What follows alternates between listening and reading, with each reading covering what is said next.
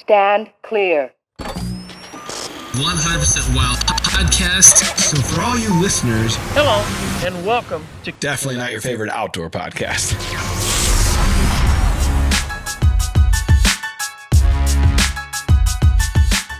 What's up, everybody? Welcome back to the Drury Outdoors 100% Wild podcast. Two men who are on the same level. Lower. Matt Drury over there. Dumb and Dumber, Tim Chelswick over there. And we are powered by DeerCast. And so we're excited that people got to see our Craig Morgan show last week. If you didn't see it, definitely go back. Yeah. Watch it. It's worth the price of admission. It was fun, man. I texted him later on that day to say thank you for coming on, and because he didn't have to do that. And No, he was busy. He's just such a nice guy. Later after that, I think he had a show that night. Then later on, he had texted and said, "Hey, thanks for having me. Appreciate it." And I'm just like, again, didn't have to do that either. So just a nice guy. Did he say anything about me? Or Yeah, he said, "I really wish Tim would have sang Seminole Wind." Yeah. Okay. So I almost texted him. Like, I'm not close enough to him, like a Dustin or anything. Sure. I almost texted him before the show to say, "Hey, here's this running gag we had. I need you to ask Tim if he'll sing a John Anderson song for you." you know what? Funny you should mention that, Craig. Hey, who's got my guitar? Just so happens I brought a guitar. That would have today been like the Murder, She Wrote gag. Your dad that I was wasn't like, in on. All right. Good times. Yeah. So we've got another country music connection with our guest this week. Oh, yeah? Yeah. So we have Erin Merrill. She's a DeerCast contributor, longtime DeerCast contributor, That's right. like since 2018, I believe. One of my faves. Yes, mine too. She is on the Maine Outdoor Heritage Fund Board, so she gets to Fun help or fund? Both. She's on the fun board. Who wants to Damn, go to a I'm water excited park? about today. So she gets to essentially allocate conservation dollars in the state of Maine. Yeah. And she is a moose hunter, a bear hunter, a whitetail hunter, a turkey hunter. Listen, if we had a sound bite that said, And I'm a big boy. "But I'm a big girl," she would be the We definition. need to get that. Yeah. The country music connection is she is friends with country music artist Brian White. I see. What songs does... I don't know him, I guess. He did a duet with Leanne Rimes back in the 90s. Aha. Back in Aaron, the early by the days. way, welcome aboard. Thank you. And your first question is, what were some of Brian White's hits? I'm in the So right much place. for pretending. Ah, yes. That was a big one. It's Sitting like, on go. Yeah. that's like Tim's soundtrack. 90s country. I'm done. It hurts because it's true. Yeah. So we wanted to get Erin on. Erin has a unique perspective on the outdoors. She lives in a part. So with DeerCast and our shows and everything, we kind of focus on the Midwest just by default. But apparently, people hunt whitetails in other parts of the country. The Northeast, which is where Erin is from, we actually have a pretty big following up there, and always have, like, through the VHS days and the rental shelf days, like Mark and Terry in New York and the Northeast in general, it was always really, really good for us. And from a standpoint of diehard hunters, a lot of tradition up there. And, Mark and Terry used to hunt in the Catskills way back when with turkey hunting, and some of the Randy Panic, some of the early Drury Outdoors team members, that's where they were from. So, yeah, I mean, we have a little bit of a history and tradition there, but there's just a lot of hunters in general in that area. Yeah. So, Erin, first off, maybe walk us through what an East Coaster's perspectives of the Midwest whitetail hunting culture is, because you and I have kind of an ongoing gag about deer weights. Oh, yeah. I don't. So in the Northeast, we don't gauge deer by how big their antlers are. So it's always interesting when I do interviews and people are like, I shot 160, 170, 180 class deer. And I cannot put that into perspective because we weigh them and then we're like, oh, you shot an 8-pointer, a 9-pointer. Like, I don't know how to measure antlers. Mm-hmm. So what's a good weight range up there, like a trophy weight range? over 200 pounds. So is that pretty typical, or?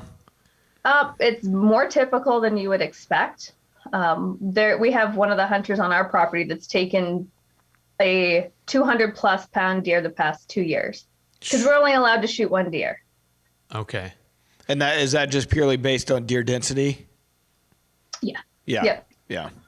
So I could go out there and potentially shoot a 200. That's Right. Just come back and tell people, yeah, shot a did it. 200 in the Northeast. I got no Exactly. pictures of it, but just have to go by my I word. find it fascinating because also I don't know about your area specifically, but I feel like kind of in that area isn't like tracking a big way of hunting out there. So meaning you're actually tracking the deer's, from you're following it more or less and trying to catch up to it Tracking and get it. tracking it. I don't know any way else to say this. The Benoits did it a lot in Vermont. Yeah. And then Hal Blood is in Maine, and he will do workshops on tracking deer. And basically you hope for a little bit of snow and you get on a fresh track and you're gone for hours just following that deer. Also can't be easy. I mean, That's the exact opposite of sitting in a tree stand for waiting hours. for them to come to you. Uh-huh. And I imagine the lower deer densities probably help that process, because some of the places I hunt are so loaded with does, and like there's a billion tracks, and I don't know how you'd be able to discern Hashtag what's blessed. your deer. Right. I don't know how you'd be able to tell which is your deer that you're following. You can tell a buck from a doe track. Duh, Tim. Well, just in terms of how many deer tracks there are. I bet like you feel stupid. Do I look stupid? There's just a pile of tracks there. Like, how do you pick out one and go with it? Well, typically, if you know you're on a buck track, you're focusing on that track, and the does will do. You can just tell if it's a buck and a doe paired up, and then they'll split and they'll come back together. And I don't know. It takes a while to get used to it and be able to know what you're looking for. But then once you do, it's sort of like deer trails. Once you know what you're looking for, you see them all the time. And so once you know what you're looking for with that buck track, you're good to go. That's what fascinates me about it. And like hunting in general, so many different, you go out west, you go the northeast, the Midwest, there's so many different styles of hunting. Northwest? And yeah, I mean, North? blacktail, whatever, sitka deer, whatever. But what's fascinating about it, like we would not be, that would be a very tough thing for us to do. Whereas I feel like they could come and do what we do pretty easily. Yeah, just sit here, fart around on your phone for a little bit, Yeah. and eventually something will Wait till show about up. 30 minutes before dark and you should see something. Well, we were talking about Erin coming in and doing some hunting here, and it's it was funny because I had mentioned like, you got to wade through a bunch of does to get to a buck, and that was just so outside of your experience. It's like seeing a deer is kind of a big thing. Yeah. Yeah, we don't have the numbers, because we have harsh winters. We have bear and coyote and bobcat that are, stalking does right now, waiting for those fawns to drop. So it's a whole cycle where we need people to do the predator hunting in order to continue to support the deer. Maine just did this big deer yard push where they're spending $40 million to buy public or private land to work to have those areas become deer yards. So deer will have a place to hang out in the winters, and hopefully we won't have such mortality rates. And maybe explain the concept of deer yard, because it's not as pertinent of a thing, especially kind of in our Right. longitude. Just it's not. So we get a whole lot of snow. Yeah. And the deer come together. I mean, typically we'll have 5-6 feet of snow or more in the winters. And so deer will congregate together in softwood areas. So your cedars, your pines, your firs, and that's where they hang out all winter to be able to browse on food, be able to stay out of a lot of the harsh weather conditions that we have.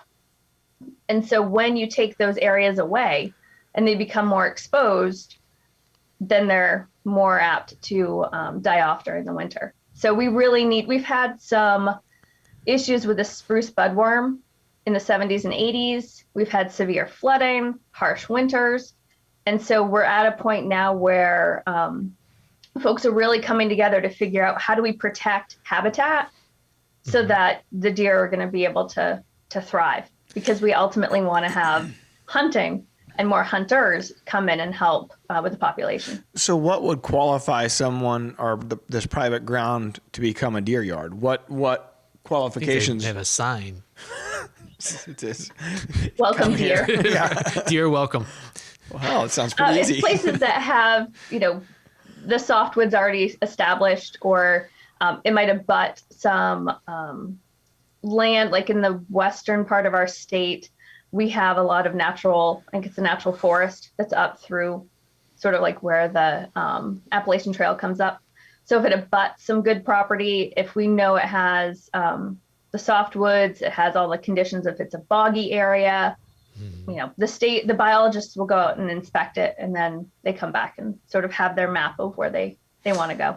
So is the state purchasing it? Or are they more or less, is this some sort of like a lease agreement? No, they're purchasing it. Interesting. Yep.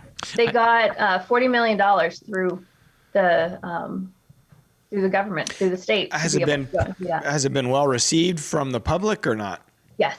Yeah. Yeah. Show me the money. I think that's a Missouri thing. I think that we've got an article on DeerCast on this. And I think you wrote it some time ago. This has been probably 2 or 3 years. We can in the link making. to the article here. Oh. So that people don't have to go search in our awesome search tool. We'll link it in the show notes for sure. The other tough thing for deer and just wildlife in general, and I guess hunters too, and outdoorsmen and women, are ticks. Yes. She whispered, yes. There's so many of them. I don't understand why it's so bad up there, and I know that it's been like that forever. But why is it so bad? Is it a climate thing, or what's the issue? We hear that, you'll hear that it's climate change. You'll hear that our winters are not as severe. People don't burn their fields the way that they used to. So you're not getting rid of the little itty bitty ticks before they evolve. Yeah. And we have turkeys. We have so many turkeys. Ah. And so come kill them all. Okay. We're sending them to Texas. I see. Because we have so many of them. Talking to two guys who are turkey preservationists here. Seriously. We can kill two in the spring and 5 in the fall. What? Wow. Yeah. You can kill them. Hit them with a car. I mean, just You kill could. them. It's everywhere. So are you saying that the turkeys are like a vector for, like a host for ticks? They eat ticks. So I don't know if they're going where the food is or if they're bringing them. We also have a lot of possum now, which also eat ticks. That's what I'm thinking to myself. Like, you're talking about a couple animals that eat ticks. Why do you have so many if you have so many of these animals? Yeah. I don't get it. And I thought you guys had harsh winters, so it's not that bad up there. Or is it just not what it used to be? Or are you lying about It's not what it winters? used to be. Okay. It's not what it used to be. So like this past winter, the past few winters, we haven't had like the 2-foot, 3-foot snowstorms that we've gotten, in my lifetime. Yeah. It'll be like 3 inches, 4 inches, 5 inches. And so we just don't have the amount of snow, at least we haven't in the past few years, which have been great for deer, not so great for ticks, or not so great for us with the ticks. Yeah. Do you call them snowmobiles or snow machines? Snowmobiles. Okay. That's a colloquialism. Ah, Just depends on where you are. Like Craig Morgan pop. calls them snow machines up in Alaska. I see. Pop and soda. Yep. Yep. I grew up as a pop guy You're weird. up in North Central Illinois. Soda. Yeah. I mean, no one's perfect. No. Nope. Obviously. Whoever's listening to this would know that. So true. So Erin, as you kind of look back on everything you've written for DeerCast, it's got to be hundreds of articles at this point. What are some of the ones that stand out the most to you? I love interviewing all the hunters that are not in the Northeast, just because I think it's fascinating to know what it's like to deer hunt somewhere else. Sure. Yeah, just getting a different perspective on things. Yeah.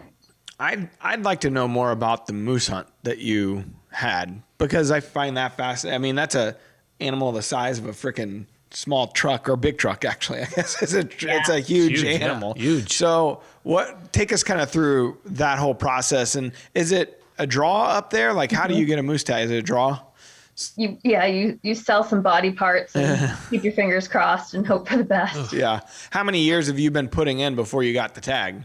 I had 21 points. Woo. So 1 point a year. Wow. And So how many years did it take then? 21. Oh my. Hey, Quick listen, math. I was wondering. No, I'm mad because it didn't get drawn for Iowa last year at four points. It's like, Yeah, maybe this year. some of these tags, out west or these big game tags, it's crazy. You hear a lot of people. It's like, I got 26 points. A lifetime, yeah. And cow. sometimes they never get it. Right. Or they get it when they're 82. Yeah. In Maine, I think you have to be 75. And if you've never gotten one, the state will What? give you one. Jeez. That's Thanks. kind of waiting until Hey, the buzzer. thanks a lot. Yeah, right. See, if Wheel you're myself for out. Mainers, you can only get 1 point a year, but for out-of-staters, you can buy as many points as you want, and each point is one chance to be drawn that year, Seems I don't understand. unfair. right? And they also have a bidding process. So the state will give away 10 tags, and you just sort of send them a note and say how much you're willing to pay for a tag. And right now they're like $25,000 to $30,000 that people will pay for holy a moose tag. So, I would not do that. yeah. I want to be clear. I am not that person. Right? So all in, like annually, what does it cost to apply for a point? It's $15 for me. I think Okay. it's a little bit more for out-of-staters. It's about like us putting in for a bear tag in Missouri. Yeah. You know what I mean? Like your chances are low, but it's low risk too. Which I did put in for a Missouri elk and bear tag. I will totally Is go if I that can do it. closed yet? It's open, I think, for the month of May. So as of Ugh. the time of the recording, you can still do it. Yeah. I'm not really interested in the bear side of it, but the elk side I find pretty fascinating. Dude, to be able to take an elk in Missouri, yeah. yeah. Not have to drive all the way back. You drive 6 hours back with it instead of 16 or Yeah. whatever. Yeah, I mean, heck. That's not a great reason. I understand this, but I'm just thinking As logically. a family guy and all the Gas logistics prices. that you got to figure out. Well, Yeah. yeah, gas in and of itself. So, okay, so you get the moose tag, and then what do you start thinking? Like, where am I going to go? Can you go in your backyard? You have to apply for which zones you want to hunt in when Uh-huh. you buy your tag or your chance. Okay. So I got drawn for zone 2, which is basically you drive to Canada, turn around, and you're there. Oh, We're at the very top of Maine. And so I immediately reached out to a guy that I interviewed for DeerCast Hey, and said, okay, Wayne, I got drawn. I need a guide. Time to Because pay up. there was no way, it's 5 hours north. I was not going to have time to go scouting for Yeah. moose. So I hired a guide. what I'm hearing is DeerCast killed a Yeah. moose. what I'm hearing is that we're owed some moose meat. That's right. Come on over. How is moose meat? Is it comparable? Delicious. Is it like elk or like one of those kind of big game, lean? I mean, I have no idea. It is, I don't know. I like it better than venison. Oh, Shots across the bow. all right. Well, maybe me get. I mean, how many pounds of how many pounds of moose meat was there at the end of the day? It's called Double M. So my moose dressed at 986. Good. Little guy. So it was over 1200, it was over 1200 on the hoof. So I brought home about 450 pounds of meat. That's a ton. I mean, that's not a ton, but it's a lot. So literally a ton of meat. Well, no, it's not literally. I mean, I'm thinking back to the elk I killed in Utah. I came back with 220, and it was more. I mean, it was years worth. It's like Yeah. I can't do. What am I supposed to do with all I this? gave a lot to you. Yeah, I still got some of it. It's historical meat. It's right next to the mammoth meat. Yes, the old mammoth meat. Double M. So, did you gun kill that, right? Yes.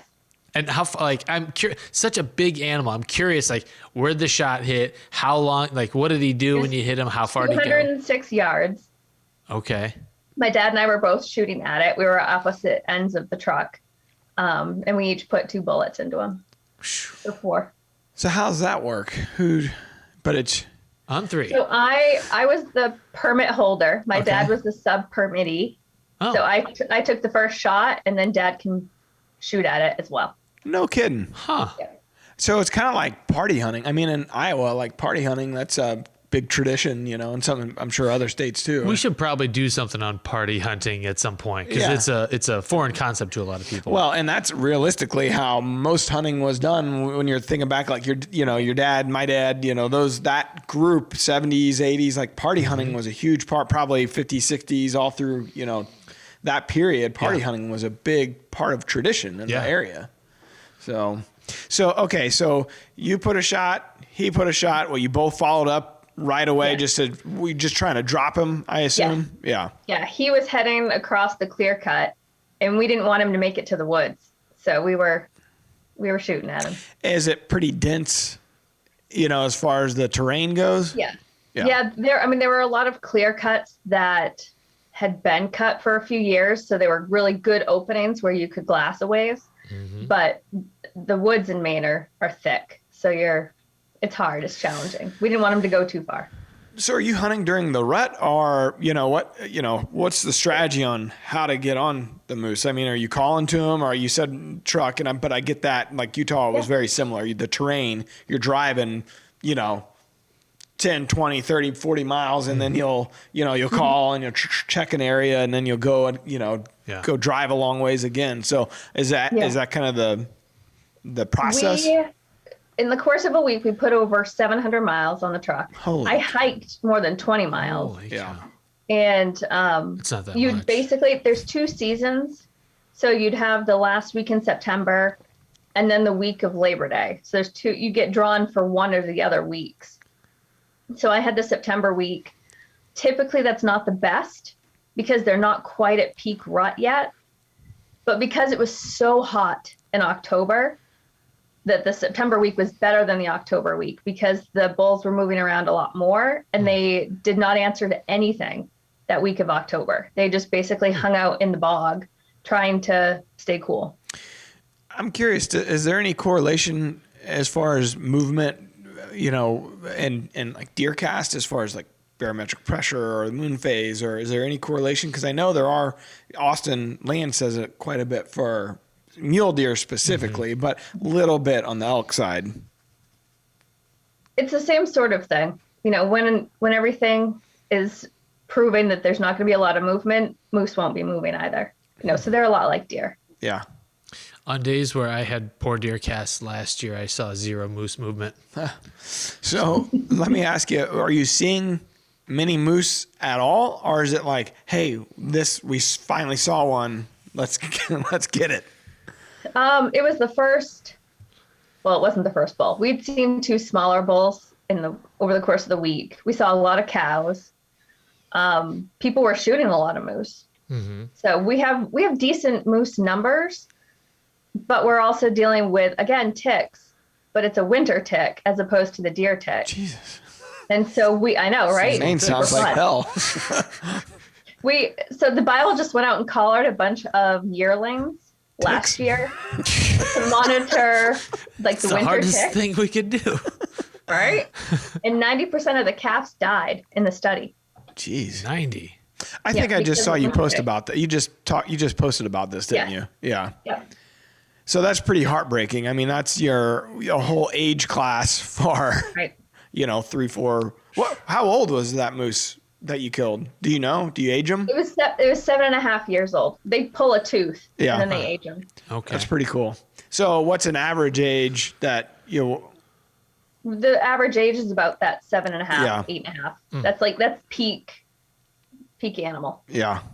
How long did it take to process, to field dress it? Did you field dress it right there, or do you the beauty of having a guide? So they dressed it, and then it was a phenomenal system of rope and pulleys and trucks, and they got that moose out of the woods in under an hour. Holy cow! Yeah, it was great. How many guys were? It was 3 guys, and then my dad, me, and the cook from the camp all came out and just taking pictures and being a part of the process. That's cool. So, how many moose does that outfitter or guide, his outfit, do they take in a year on average? So they took 5 hunters a week. So figure 10 total. And then if they do, we have a special season for cows. at the end of October into November. So potentially you're thinking 15-ish moose a year. Jeez. What a cool memory, though, for you and your dad to share together. And I'm guessing your dad is probably who opened the doors to the outdoors for you? Yes. So Yeah. how, what age did you get started, and what were some of your early experiences that got you hooked? So I didn't start hunting until I was 20.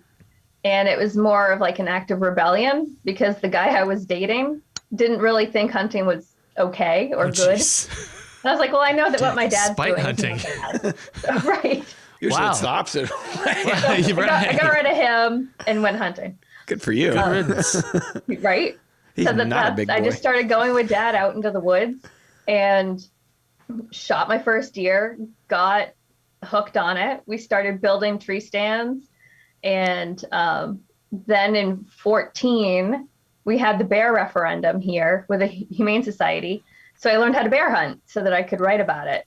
And that's basically how I got as obsessed as I am. Okay, so backtrack a little bit. You started hunting at 20. What were you in college at the time? Like, what were you wanting to do for a profession? And did that then end up kind of putting you down the path that you're on now?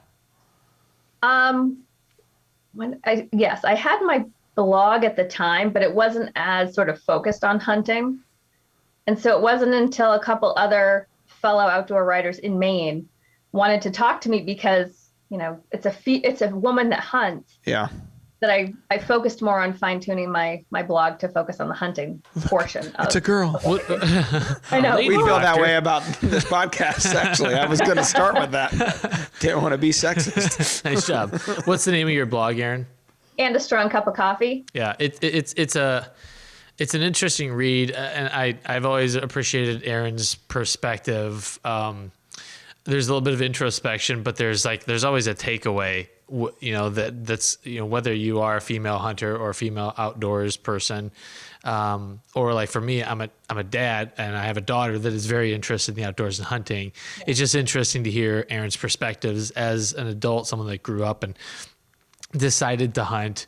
And so I just appreciate it's a very coherent view of the outdoors. We have a broad spectrum, and I think we need all kinds of different voices making this a big tent kind of affair. I find the area that her focus is in is the fascinating part. Just that I just don't know much about it. And like you said, in the Midwest, we tend to focus on whitetails, turkeys. I hear a little bit about the West. Some guys, you'll always hear of a guy or two, going out West in the early season, but you don't hear of many people going to the Northeast to hunt anything, whether it's turkey or moose or whatever, deer. So I find that pretty interesting. Well, I get a little anxious thinking about hunting out in the Northeast because I think the political climate is a little more kind of socially progressive, a little more to the left of it than what it is here in the heartland. So I'm curious, Erin, because it feels like you would always be under a microscope. Like it's not as friendly of an environment to hunting as maybe it is here in the U.S. or here in the Midwest. Is that accurate, or am I kind of projecting? I think we don't have as many hunters, but I don't think it's as polarizing as that. Good. I make a joke, and I'm like the token hunter in a lot of the civic groups that I'm a part of. Uh-huh. So I will make a point of making like bear chili and bring it to one of these meetings because I want people to A, eat it, and then B, realize that they know somebody that hunts. So it's not this made up political, here's who you think is hunting, but who they know actually is hunting. And I talk about the hunt. I talk about what goes into it. And I just want them, I'm always thinking about if there's another referendum, how do I get more votes in support of hunters? Sure. And so it's sort of like this educational, aspect that I'm driven to get more of the people that I interact with involved with hunting, understand what hunting is and how it contributes to conservation here in Maine. I could imagine someone eating a bite of chili and you just leaning over and whispering, "And I'm not wearing flannel." I don't know where you're going with that. Which is the uniform out there, right? Pretty much. Yeah. So That's pretty interesting. So at these meetings, I mean, do you run into some pushback as far as what they think hunting means to people? I mean, most non-hunters think hunters are just absolute Hoosiers. I think that's Hollywood has done a really good job of making us look really bad. Right. And so is that kind of the preconceived notion you're running up against or actually encounter at these things? I always run into the folks that are like vegan, vegetarian, and think I'm awful, and I'll never change their minds. But I trapped my bear this past fall. So a lot of people have, and Disney is great. Like they envisioned the traps that are going to come and like attack this animal's paw. Yeah. And it's really just a cable. So I bring it in and say, this is what an actual trap looks like. It's not that Hollywood, here's this horrible animal being tortured. Right. Yeah. So it's they can think what they're going to think, but I also want them to be aware of what's factual and what's just made up. They've saw it on TV because you can put anything on TV. That really is where I think we have successes when you work person to person and make an impression and make a favorable impression on people. Jake Arvold and I were out hanging a deer stand this past summer, and the lady on the neighboring property was walking her dog. She saw us, and I was the first to say, "Oh, hey, how are you? How you doing?" And she's like, "Oh, are you the hunter out here?" I was like, "Yeah, I hunt." And she was like, "Oh, these deer are so pretty. I just hate the thought of you killing them." I was like, "Well, I agree, and they feed my family." So, and she was like, "Oh, you eat them? Oh, well then it just totally changed her perspective on what I was doing." I think everybody thinks that it's just trophy hunting all the time. Every hunter is just a trophy hunter. At all for me. Well, but that's what's publicized. That's what CNN and, MSNBC and these people that go to hunt over in Africa, whether you agree or don't agree with it, all they see is that grip and grin coming back and that photo on social media, and they don't know all the other things that go into hunting and what it means to how many people are only harvest a doe every year, or, right. You know what I mean? That it's just they're hunting strictly for meat. Before I came to work at Drury Outdoors full time, I was kind of like Erin in that the professional circles I ran in were very politically left and socially progressive, and literally people they really thought that hunting meant you go out and you shoot an animal in the woods and you just turn around and walk back to your truck and go home and just leave the animal there. It's crazy. And these people are folks that consider themselves enlightened and open-minded, and they did not have a personal experience. I think, say what you will about like Rogan and that podcast and what, because he does have a little bit of a certain view of hunting, and I think it's kind of romanticized almost. I've listened to a lot of his podcasts. Well, and he's you listen to someone else's podcast? Yeah, he primarily, he hunts out west a lot, right? Yeah. Or kind of a big game animal, and it's just a much different style than I think about it a lot, and how he talks about it. And it's like this is great, and the respect that he has brought it. Kind of made it a little more mainstream for a lot of people that listen. Obviously, millions of people that listen to this podcast every week that would have never ever even given it a chance. Mm-hmm. Now think, oh man, I could get into that because it's such a fair chase thing, and you may or may not come home with something, and it's Rogan's always eating, always talking about eating elk or bear or whatever it is. Sure. Yeah. But that's great and all. But the reality is, that's not probably how hunting is for the majority of the country. Mm-hmm. I don't think. I think it's great in the fact that he's opened people's eyes to making hunting look more humane, less cave animal, than what their preconceived notions are. But I think he's romanticized it a lot too, where people, if they go to try it and they're like, wait a second, this isn't really what I thought it would be like. Romantic. Yeah. I mean, if you come to the Midwest, I think, so Cameron Haynes has been on all these podcasts lately promoting his new book. And he came into St. Louis and did Andy Frisella's Real AF podcast. It was cool. Sal and those guys, they actually brought up the Druries or whatever, because Andy was talking about how he gets invited to go hunting, bow hunting. He never had any interest, but Cameron swayed his opinion to make him want to try to do it. And in my mind, I'm thinking, we'll never, because we were messaging each other, Andy and I, he's like, I think I'm ready to go bow hunting now. I think I'm ready to take up that invite. I said, hey, invite's always open, man. Anytime you want, we'll take you. But in my mind, I'm thinking we will not be able to live up to his expectation, because Cameron was talking about, a brown bear hunt and being face to face with it and all this stuff. And it's not what hunting is for us. That's not the reality of our style of hunting. And I thought to myself, well, first of all, we're gonna have to stick this guy in a tree stand because take him in a saddle. Yeah, he's like, this isn't. I don't know that it'll live up to the hype. You know what I mean? Yeah. Like we sit and we wait and there's a lot of strategy that goes into it, but he's not going to be a part of the strategy. He'll be a part of the end result, and so I don't know, my mind, I started kind of thinking about it. It's like, man, and I've listened to enough of the Rogan podcast that I think it's been romanticized to the non-hunting public in a way that's not always realistic. It's great. And they're great mouthpieces for what we do, and I think swaying people who may still never hunt, but they can get on board with the fact that people do hunt. That's great. Sure. But in my mind, I'm thinking it's not going to be what you're thinking. Temper your expectations. Yeah. I mean, heck, even the field dressing process and deboning and everything afterwards, that's just a bunch of work. And especially if it's warm out and there's bugs, and like, that's not the stuff that you get to see very often. Yeah. Which I wish it was. I wish we could show more of that in what we do, but it's just, it doesn't fit the format typically. But yeah, there's a lot of realities to hunting that are not pretty, or having to take a follow-up shot. On a deer that's not, going down immediately. Yeah. Which is like one of the worst feelings in the world as a hunter. And something resonated with me that Cameron said. He was like, hey, I don't feel great about the shot. I'm meaning, like, I don't feel happy about killing. Gotcha. Yeah. And that I can relate to. Like, I never feel happy. I feel, I might feel great in the fact that, like, it was such a relief.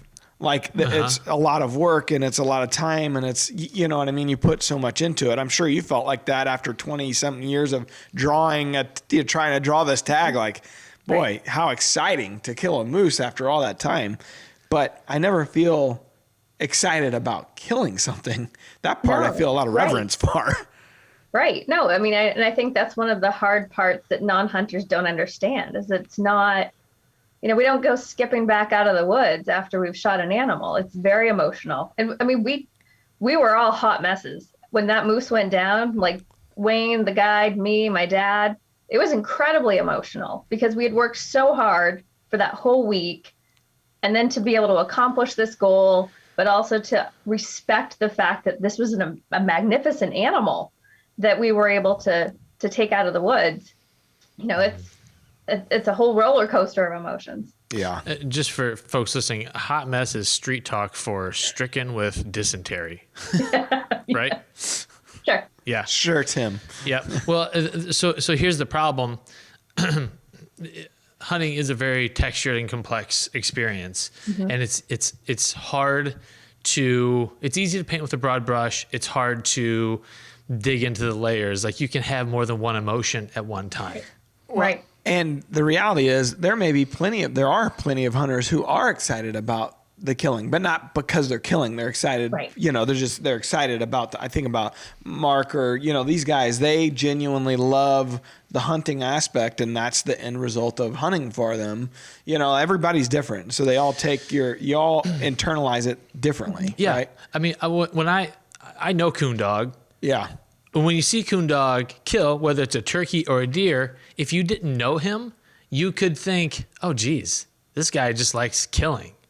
But he has such a reverence for that animal, and he loves the act of hunting. It's a culmination for him. Honestly, and with him, this isn't meant to be, as any kind of racial thing, but he is an American, he's Indian. He's an American Indian. That's his heritage. And I just wonder if there's part of just bred from generation to generation that's inside them, that there's a different level of excitement. They lived off the land. That's how their heritage exists because of hunting, right? They teach the rest of us how to hunt. You could be an ethnographer. Yeah.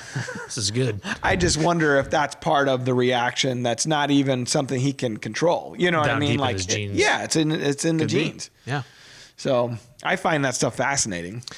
So Erin, because you live and work in an environment that's not always maybe educated about hunting, what are some kind of practical tips? Because a lot of folks that listen to this show, they work in environments, or they go, they are socially in environments where it's not friendly to hunting. What are some of the ways that they can be the best ambassadors? I think talking about wildlife management, we talked about the deer numbers. If you don't harvest enough deer, they're going to get hit by cars. You run into the risk of chronic wasting disease. And so the management component, in order to keep healthy social and biological carrying numbers. And then the meat. I don't buy meat at the store. My freezers are full of meat that I have either harvested or a friend of mine has a farm. So I buy, cow and chicken from her. Sweet. But I think talking to people just about all of the why we do it, why I choose to go sit in a tree stand when it's 4 degrees out to try to shoot a deer. That's insane. No normal person goes and does that, but we do it because we love it and we want to be a part of it, and we want that opportunity to provide food for our family.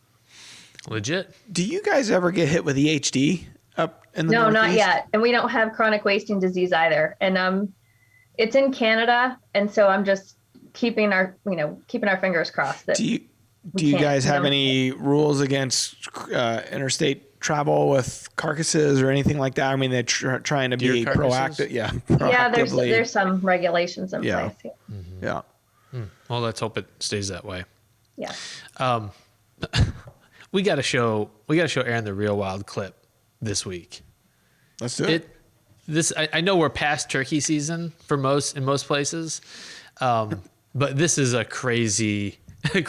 This is the way I wish every turkey hunt would go. So Scotty found this one and he showed it to me. I was like, holy cow, that's awesome. And then Aaron Bennett sent me out of, one of these private Facebook groups. He sent me the same thing, like, a couple hours later. I'm like, all right, it's making the rounds. It's so cool. All right. Check this out. The real wild clip of the week. All right. Oh, there's a turkey flying down off the roost, and boom, he did. The quickest turkey hunt ever. This bird flies right down to this guy's shotgun. So he got in tight on the roost. I mean, he's within 20, 30 yards, maybe. Yeah, and the bird, when it flew down within 2 yards of his gun barrel, maybe. I mean, it's right in front of him. What would you do? Like, my nerves would be frazzled at that point. Like, he's coming in. Oh, he's coming in too close. Yeah. I mean, he flew. Well, you see the way the guy's shooting. It's like, holy cow! He's right here. I mean, I don't know if he had a scope on his gun or not. I think he was open sights, which actually helps him here. I would think so. Yeah, you wouldn't be able to find the. Yeah, he's open turkey. So I mean, that's crazy. You're done. Early breakfast. I think that's what Scott told me. He's like early breakfast. Yeah. Jeez. He's shaking. Yeah. He's looking around like that just happened. And then the icing on the cake is they were filming it. So that's a story that you probably wouldn't believe if someone told you. Never in a million years would you believe that. He flew into my lap. I shot him. He was dead right off the roost. You'd be like, you shot him on the roost. Shut up. Right. This is why you don't bow hunt turkeys. That's right. Yeah. I can't imagine. Try to stick him. Oh. That's pretty cool. That was wild. Erin, have you ever had any crazy wild experiences out there in the Northeast in Maine? Have you ever had something so crazy that somebody wouldn't believe it unless it was filmed? I don't think so. Thank goodness, because I think I would do the same. I would panic. I don't know if I would be able to like wrap my brain around what I was seeing. Yeah. And then actually make a good shot. It's like when you see footage from guys hunting grizzlies out in Alaska or Kodiaks on Kodiak Island, and the bear starts charging. It's like your mind is just probably locking up. Well, that's what most people. Cameron was talking about in that story. Is basically he shoots a boar, and then it runs off, makes a crazy, loud noise, and a sow who had some older cubs was close. She went over, thrashed the boar, and then she sees him and his buddy Roy, and she comes sprinting at him, and the buddy had to, in self-defense at like 20 yards or whatever it was, had to kill him. So I can't imagine. So do you guys, you said you trapped a bear this last year, you've shot, have you ever archery hunted bear up there? No, I want to make sure that when I shoot at it, it's going to die. Yeah. So I've hunted over bait. We allow 4 different methods. So you can hunt over bait, you can hunt with dogs, you can trap them, and you can still hunt them. And so I've hunted over bait. It's boring. I don't like doing it. I've hunted with hounds, and it's phenomenal. I will do it every single time. And then this past year, I trapped one. So the trapping, what are you putting out, kind of a bait site by the trap, or are you just catching them going on a trail, or how do you? No, you have a bait site that you set up. And then following the referendum in 2014, we changed the way that we're trapping them. So you have basically a cylinder that you put into the ground, and then you put the cable around it. And then you're able to measure how tiny, I mean, there are regulations because it can't get too small. You don't want to trap something that, a cub or a coyote or anything else that's in there. So you tweak the cable to be the size that you want for the bear. You have to put a bucket over it. You put rocks on top of the bucket. A lot of extra steps, but it ensures that when you trap a bear, it's a bear that you actually are going to want to, you're not going to release that bear. Sure. So you want to make sure it's a good bear that you're going to shoot. So you're telling me that the trap itself, the wire, the cable, you have a bucket over the top of it, rocks over the top of that, so something smaller can't push it over. So what incentivizes the bear you're trying to trap to push that over and then step in it? So for my bear, it was a Boston cream donut. Hell yeah. And so BCD. he moved everything out of the way and put his paw down in there, and that was the end of it. The worst part is the bear never got to eat the donut, I imagine. He might have. He could have gone back in and scooped it out. Oh, good. Good. That makes me feel better. Final meal, yeah. I always pictured that being the death of me, a donut. A Homer Simpson-esque way of dying. Yeah. There are worse ways of going. Yeah. Right. So do you have to be as careful about scent control? And, like we trapping predators, I mean, you got to be ultra sensitive with scent control. Is it the same with bear or not really? Because you want them to smell like the sweetness of whatever it is that you're putting out there. I want them to smell the sweetness. I don't want them to smell me. Yeah. And so the folks that I've always gone hunting with for bear are uber cautious. So we have separate clothes that we'll wear to bait versus hunt. You're wearing gloves, so your scent's not getting on any of the bucket or the cable or anything else like that. So how many bears have you killed over the years? I've killed 3. That's cool. That's awesome. And how much meat does that get you out of a, The one last year was about 140 pounds. So I came home with 60 pounds of meat. Man, I would have figured it would have been bigger. Is that species up there? Is that a smaller black bear, or is it on the bigger side? The past couple I got were on the smaller side. Yeah. My first bear was 458 pounds, Wow. so I don't need to shoot a big bear. Yeah. I'm done. I've crossed that off my list. Yeah. That's pretty cool. Anytime someone says big bear, I think of The Great Outdoors with John Candy. Big bear. Big bear. Chase me. It's a great movie. Oh, I love it. One of the classics. Our buddy Zeb has this week's question of the day for Old us. Zebediah. Zeb. Question of the day is proudly brought to you by Tenzing Packs. Go further, hunt longer. If you were to hunt I screwed up here. Okay. So my question is, do you think if you were to hunt a location that you have never hunted before, that you would come back with the same results that you do from these places that you've hunted for years, and you know what there is for deer there, and you know what you're looking for there, And do you think that you would come back with these results because of what you have learned about deer and what you know about them? Okay. That's the Zeb? He knew I was going to screw up. He's like, okay. Let's do this again. I think yes. I think your opinion or your tactics might change. You know, you might be more aggressive. Mm-hmm. You might. I think about when we hunted Kansas last year, but I think of a guy like Mark or Terry. These, you know, name, you know, put great hunter name here, and I would not ever put my name there. But I think you get more aggressive in your tactics, and you can't kill something that's not there. First of all, Right. Yeah. so, you know, would we succeed as well in Maine with Erin? Maybe not if there's not enough deer up there. You know what I mean? Yeah. But I don't know, Erin, what do you think? I don't know.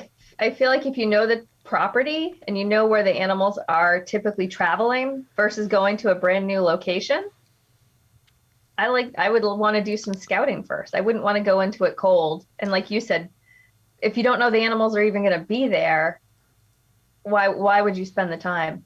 You know, you can't just magically have a deer appear.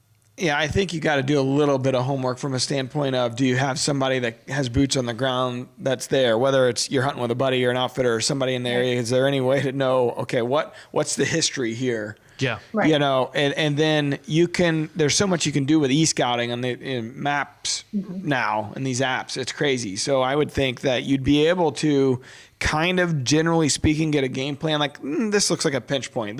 Okay, there's food here. Now what you can't count on is what food is there now, you know, if you hadn't scouted there, to your point, Erin. But I think you can know enough to be dangerous before you go there, you know, and have a game plan at least. But to your point, you got to scout once you get there. You don't know until you get some actual eyeballs on deer, you know, and see what's there. Yeah, I mean, that's my 2019 season was kind of like that. Some things changed with my properties, and I was hunting different ground, and I didn't kill a buck that year.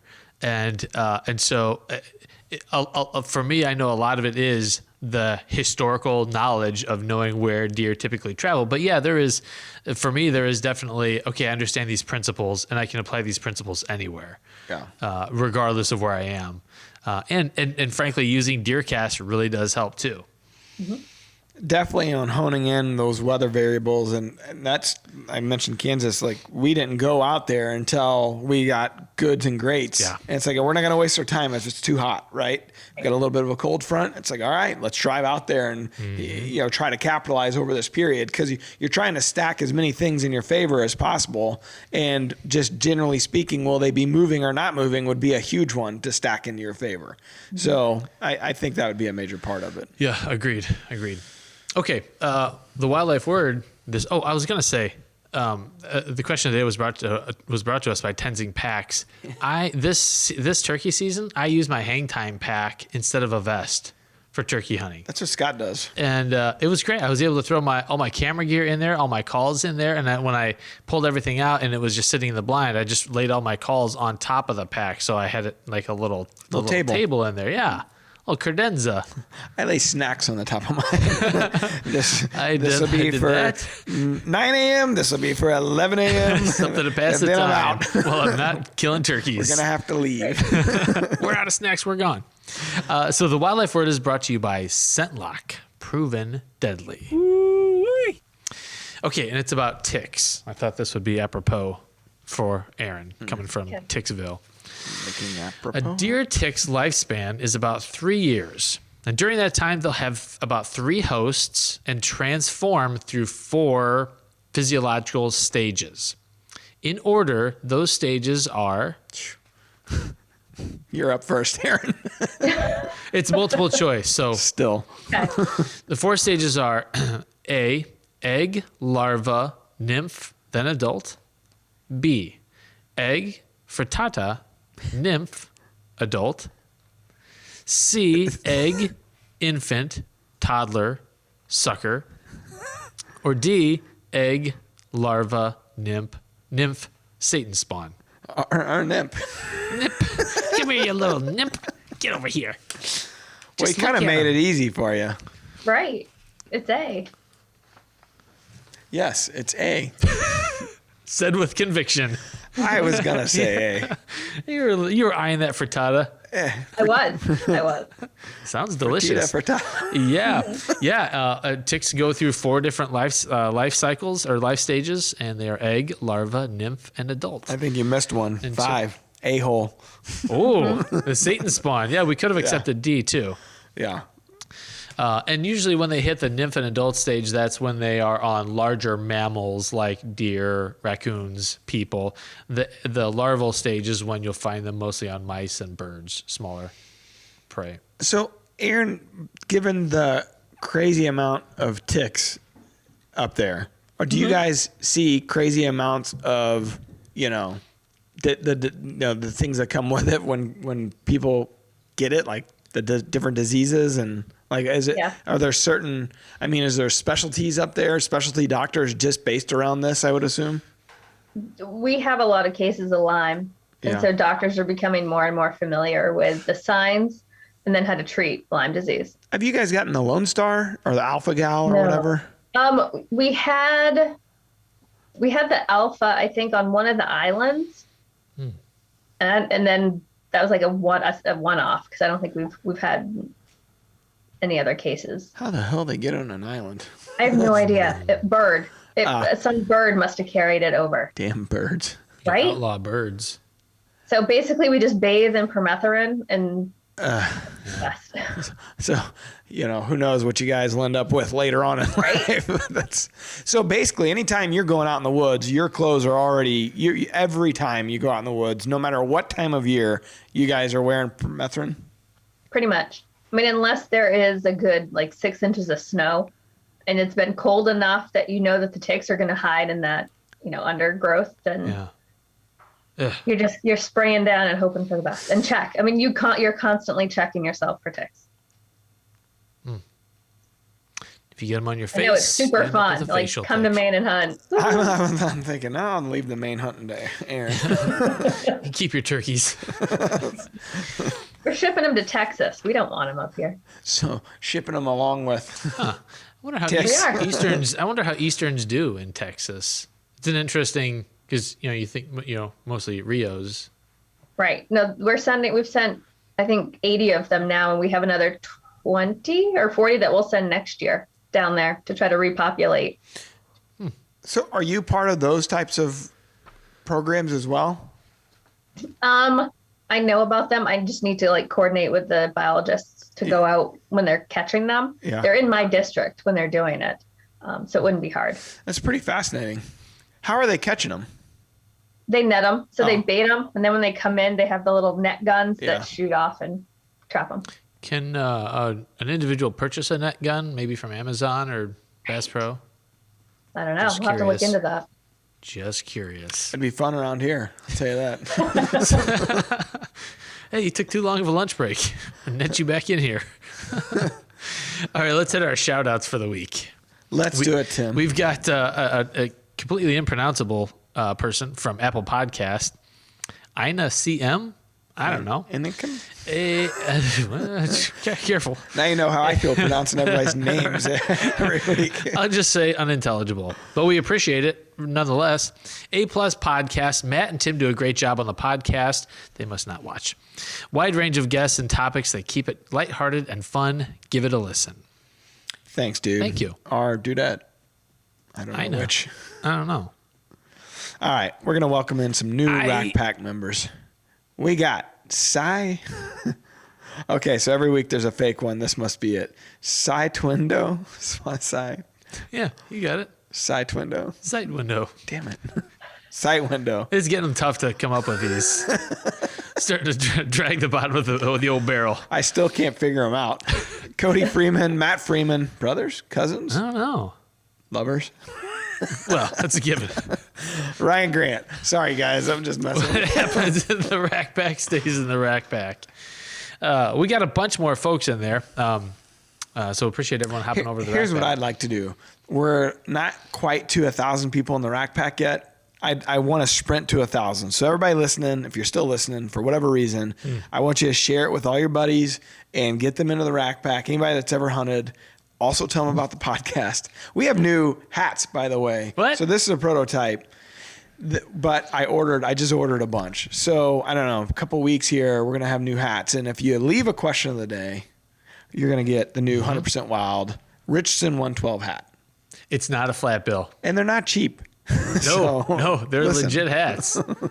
I wore mine over the weekend and I like the fit. Just a Richardson 112. Oh yeah. I got the cranium for it. Big old noggin. Oh, I thought it was a perfect set. Maybe not. Anyways, moving on. Erin, how can people find you on social?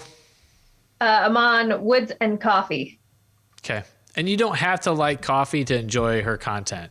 Trust No. me, I don't like coffee, but I still read. Thank you.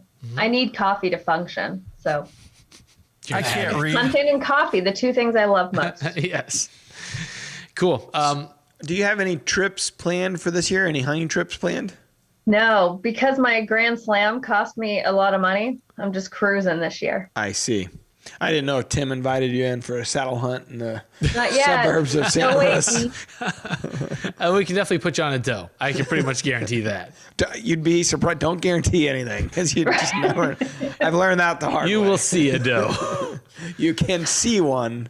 May or may not be within shooting range. I do wonder how Right. many people have canceled trips just because of fuel costs and how crazy everything is getting right now. People are buckling down. Yeah. No end in sight. No. Okay, well, on that note, Positive note. shut this thing down. Be sure to tune in next week. It'll be the next episode. We don't have a tease for you because we don't know who it might be. It could be a huge tease, depending on how we publish these shows. Yeah. It could be huge, or it could be Huge. just you and me, Matt. huge. Huge. And I'm a big boy. You are. I think those are the best episodes. Yeah. A lot of soundboard happens in those episodes. I love the fact we have soundboards of things that we say, so we don't have to say them. The height of laziness. That's what she said. There you go. Apropos. All right. Well, Erin, we appreciate you jumping on. Absolutely. I love the articles in DeerCast. You do a great job for us and love the content. So keep up the good work and good luck this fall. Thank you very much. All right. See you, everybody. Till next time. Bye. Peace out. The results are in. DeerCast said great. It doesn't exist anywhere else but in DeerCast. Hunters love DeerCast's exclusive deer movement forecast. Get ahead of your game with DeerCast. We're adding new videos every week, so make sure to click that subscribe button and check out all of our amazing content. This episode of DoD TV was brought to you by Bass Pro Shops and Cabela's.